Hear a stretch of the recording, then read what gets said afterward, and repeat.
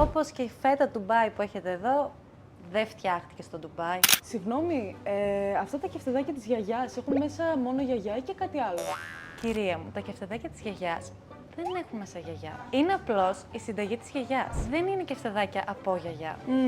Μάλιστα. Δηλαδή αυτή η τόμαχο και η σταυλίσια είναι για το στάβλο, όχι από το στάβλο. Να σας πω την αλήθεια, με έχετε μπερδέψει λίγο. Αλλά οφείλω να σας ενημερώσω ότι το σικό της χάρας και τα μπριζολάκια σχάρας από εδώ, δυστυχώς δεν έχουν μέσα σχάρα. Είναι σικοτάκια και μπριζολάκια που φτιάχτηκαν στην σχάρα.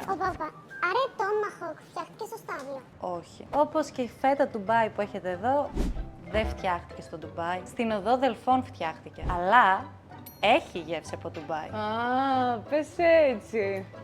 Εντάξει, μήπως μπορείς να φύγεις να φάω τώρα? Συγγνώμη, να σας ρωτήσω τώρα εγώ κάτι. Όλα αυτά μόνοι σας θα τα φάτε. Συγγνώμη, το αγόρι μου δεν το βλέπεις.